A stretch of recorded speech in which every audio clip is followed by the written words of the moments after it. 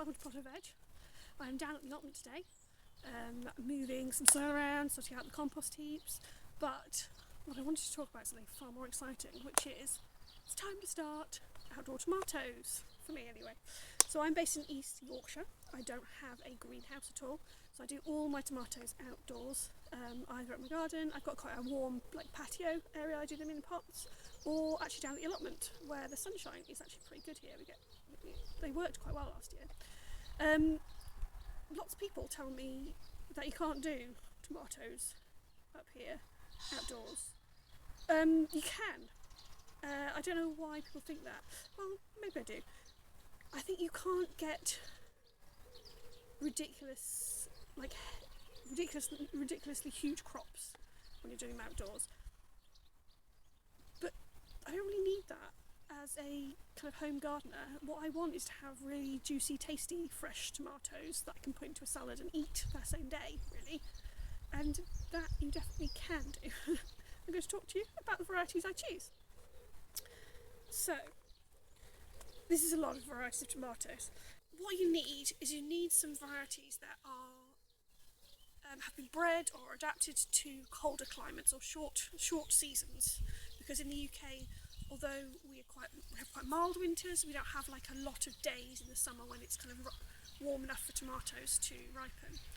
And we have quite often wet autumns, which makes blight quite likely. So you want to be getting a crop before it gets too cold or before your tomatoes get blight. Lots of people will tell you to try cherry tomatoes, and I do have some cherry tomatoes. I have this one called House Dwarf Cherry Tomato from Real Seeds. It only grows to that big, so it's about a foot high, which makes it really good to start early and have it, because I can keep it indoors for longer because it doesn't take up much space, and then I can move it out and it will fruit quite quickly. That's really good. I also have this one called Latar, which I've grown for many years, and it's a really early one, but more than that, it just is absolutely delicious, and it's more of a salad type. So whereas cherry tomatoes, you get that kind of pop of flavour, of juiciness, salad tomatoes are more like a slicing tomato, whereas they have more flesh and less juice. So I find them nicer for sort of slicing and putting in a sandwich, or just slicing and putting in a salad. They hold their shape a bit better than a cherry tomato, so I really like that one, the Latar one. I think that's supposed to be a Ukrainian one originally. It's really nice. Sometimes I have problems getting it germinated though with the seed I save. So not with the seed I bought, but with the seed I saved. So I'm not quite sure what I'm doing wrong there. I'm doing exactly the same as with all the other tomatoes.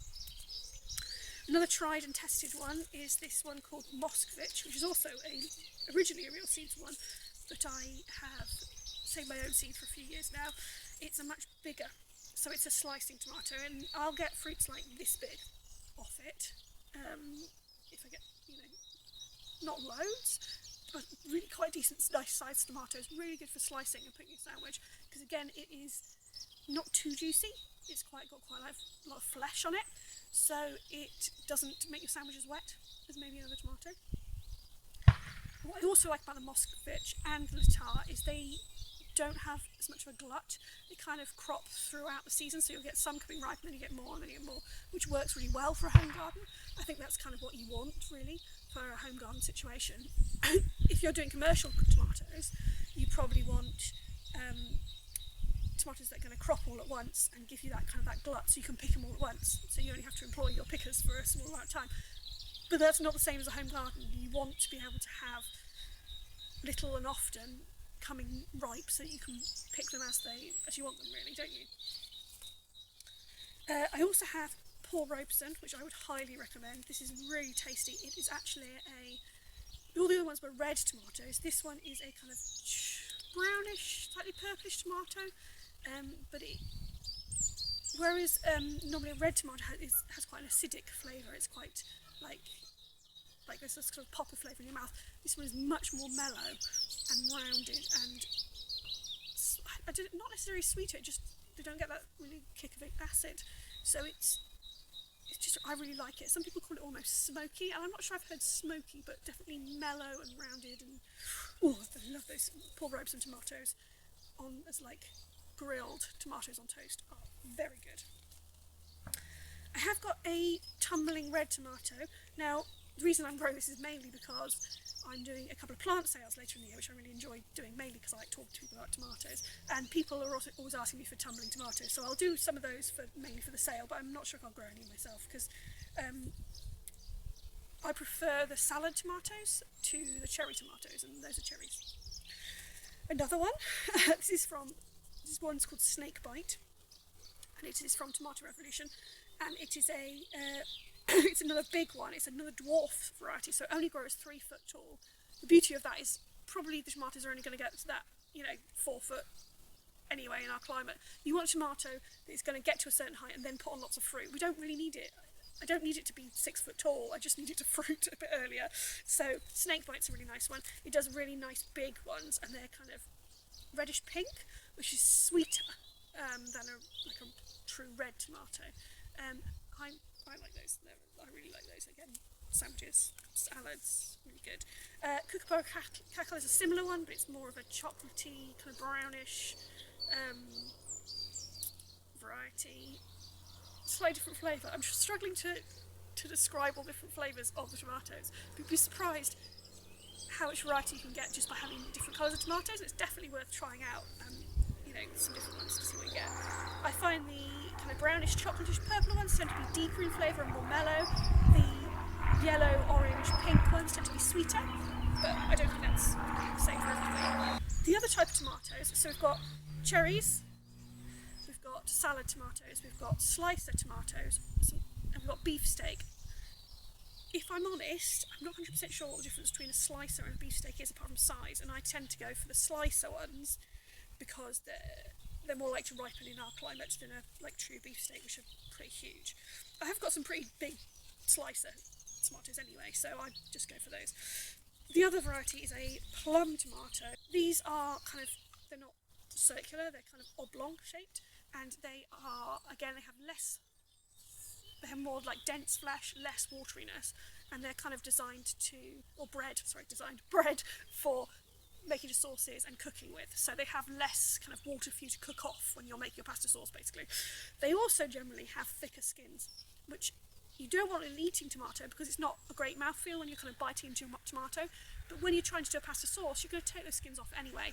It's actually easier to peel the skins off if they are thicker.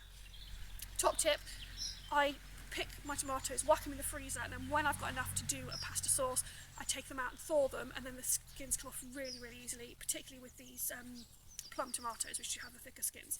So I've got one called Audrey's Love. I'm going to get a picture up on the screen because it's beautiful. It's kind of another chocolatey, kind of stripy one, chocolatey, greeny, stripy one. I find the flavour is really nice in a curry. It's sweeter and mellower. It doesn't have that hit again, which is I really like those kind of added as an extra to a curry, like a couple of them, just as I'll just take them straight out of the freezer and peel them, whack them in, with a load of other veg, kind of an extra veg to add to curry sauces, really.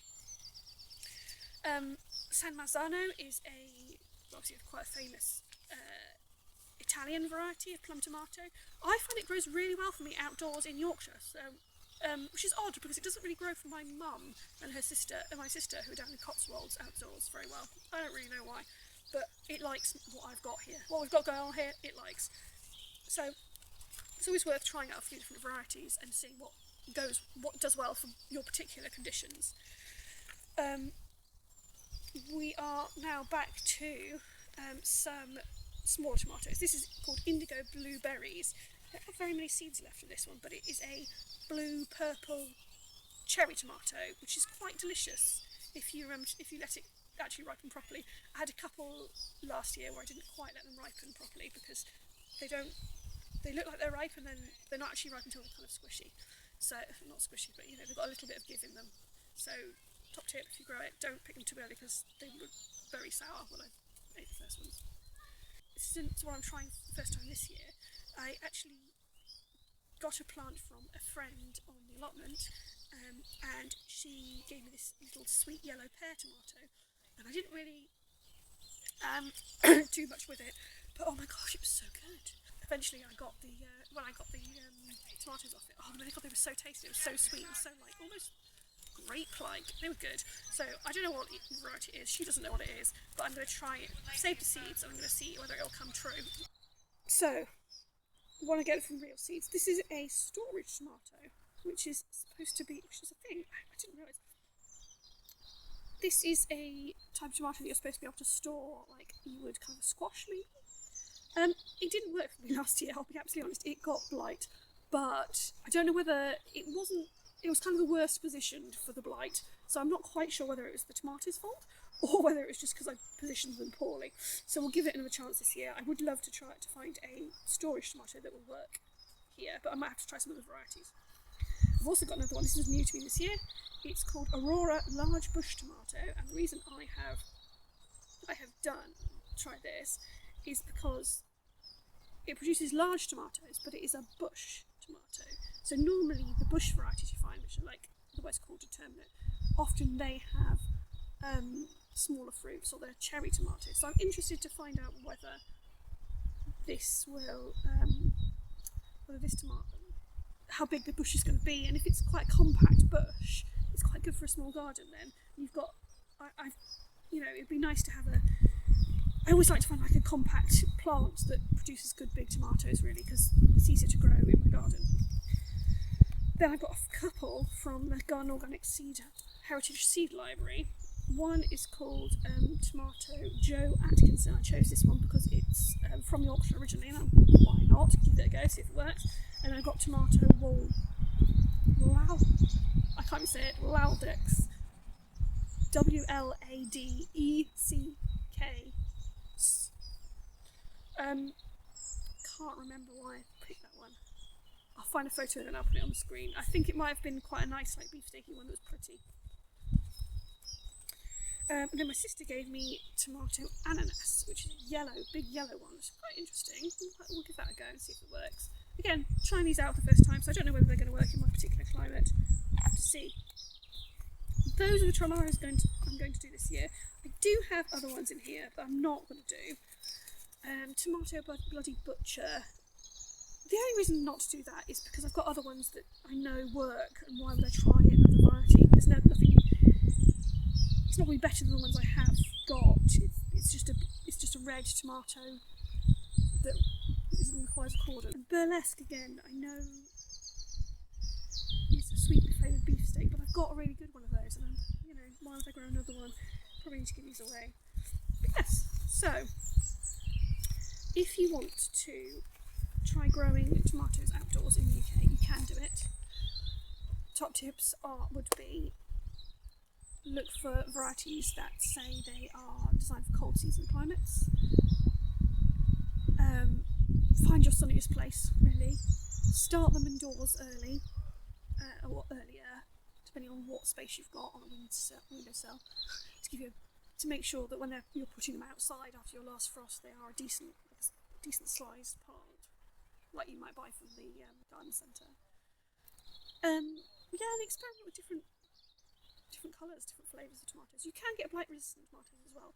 I haven't gone down that route as much, maybe I should, but mainly because I just try to get ones that will either crop early or crop throughout the season, so it doesn't really matter, because I just assume they're going to get blight at some point in the season. But I've already got crop beforehand because they've already kind of been cropping for a while, if that makes sense. So yes, but if you have any questions, ask me. And I'm going to be planting them this weekend, so they take about 2 weeks to kind of pop up, and then that'll be, got a couple of weeks till the end of March, really, so they've got all through April and a couple of weeks of May to be growing on in my grow house, and I think that's about right. About sort of 6 to 8 weeks old is where I'm aiming for the tomatoes. I think more maybe on the 8 weeks, because actually in the grow house, I don't think they grow quite as fast as they do when they've got like the summer sunshine going. Okay, thanks for sticking with me for this deep dive into tomato varieties. I hope you enjoyed it, and I'll see you again soon.